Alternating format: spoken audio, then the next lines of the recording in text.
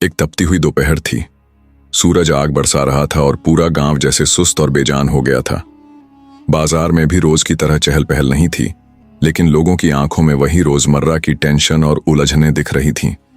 इन्हीं सब के बीच एक तेज और गुस्सैल नौजवान नवीद अपनी छोटी सी दुकान के बाहर बैठा था। उसका चेहरा गुस्से से लाल था और उसकी जुबान पर हमेशा की तरह कड़वाहट छाई हुई थी।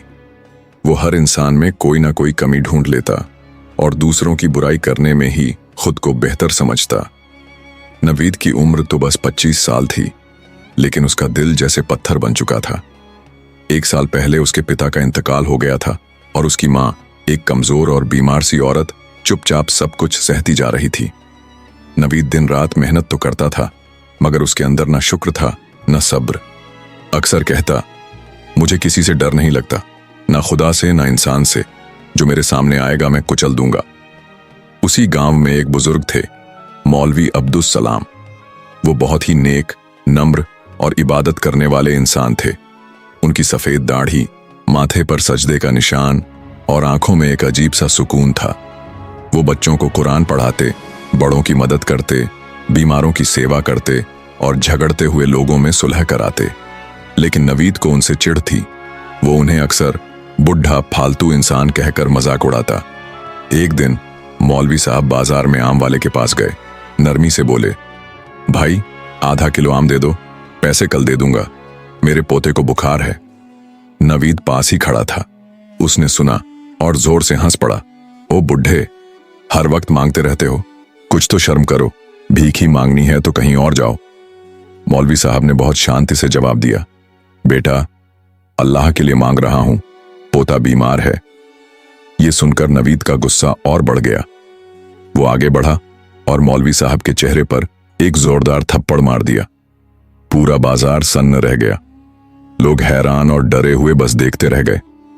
मौलवी साहब जमीन पर गिर गए, लेकिन संभलते हुए बस इतना बोले, बेटा तूने आज सिर्फ मुझे नहीं मारा, अल्लाह के एक बंदे को जलील किया है, अब अंजाम वही जानता है।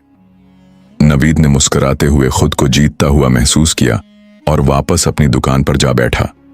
उसे नहीं पता था कि यह पल उसकी पूरी जिंदगी को बदल देगा। कुछ दिन बाद उसके दुकान पर लोग आना बंद हो गए। धंधा बिल्कुल ठप हो गया। फिर एक दिन उसकी मां जमीन पर गिर पड़ी। डॉक्टर ने कहा, फालिज, पैरालिसिस का अटैक आया है। नवीद ने इधर उधर से कर्ज लेकर इलाज कराने की कोशिश की, लेकिन कुछ काम ना आया। फिर एक दिन वो खुद बाइक से गिर गया। उसकी टांग टूट गई और अब वो भी बिस्तर पर पड़ गया। अब जो भी उसे देखता चुपचाप मुंह फेर लेता। वही नवीद जो सबको डांटता था, अब खुद मजबूर हो गया था। रात को जब उसकी मां दर्द से कराहती तो नवीद का दिल अंदर से टूटने लगता। उसकी आंखों के सामने बार बार वही मंजर आता, वो थप्पड़, मौलवी साहब का चेहरा और उनकी आखिरी बात। एक रात नवीद ने हाथ उठाकर अल्लाह से दुआ मांगी। उसकी आंखों से आंसू रुक नहीं रहे थे। उसका दिल जो सालों से सख्त था, अब जैसे पिघलने लगा था। या अल्लाह, मैंने गलत किया, एक नेक इंसान की बेइज्जती की, मुझे घमंड था, मुझे माफ कर दे, मुझे सही रास्ता दिखा। उसी रात नवीद को एक सपना आया। मौलवी अब्दुल सलाम सफेद कपड़ों में एक बाग के कोने में बैठे थे। उनके चेहरे पर रोशनी थी और आंखों में मोहब्बत। उन्होंने नवीद की तरफ देखा, मुस्कुराए और कहा, बेटा तौबा का दरवाजा कभी बंद नहीं होता। अगर दिल से पछतावा है तो अल्लाह जरूर माफ करता है। सुबह होते ही नवीद फजर से पहले लाठी के सहारे मस्जिद पहुंचा। मौलवी साहब वुजू कर रहे थे। नवीद उनके सामने जमीन पर गिर पड़ा और उनके कदम चूम लिए।